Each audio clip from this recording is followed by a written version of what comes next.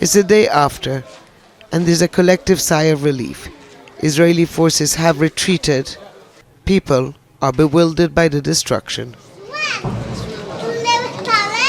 In an alleyway, Aissam Osman can finally grieve for his son, one of 7 who were killed here during the fighting. Tied, shot and dragged by an armored vehicle, he was finally left to bleed on the ground. Israeli forces prevented paramedics from reaching him for several hours.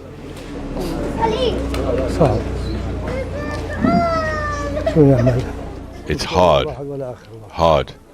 What can we do? He's not the first or the last one.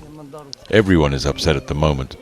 Those who lost their homes, those who lost their children. There is a lot of pain. Around the corner from there, the house of his sister Samira is turned upside down. The soldiers first searched and then used it as a collection point for detainees. They held them here blindfolded, she says.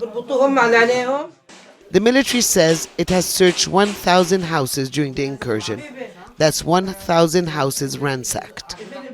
Samira not only lost her nephew in this raid, but also memories of her lifetime, uprooted by a bulldozer. It was so small. My father planted that tree, and for 50 years it kept on growing. It was this tall. Many refugees here are originally from areas around Tel Aviv or Haifa, but are banned from returning there. They were expelled in 1948 after the creation of the State of Israel. A Palestinian armed resistance was born in these alleyways, one that Israel is trying to crush. Mohammed Zidane has seen many raids in his life, but since October the 7th, the dynamic has changed. He says Israel is sending a message to everyone here. Before, they would raid a house to arrest someone and demolish that house, but it was never like this.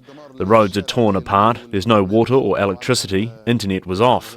There's no access to food or medical treatment. Since the war, they hate us more and more.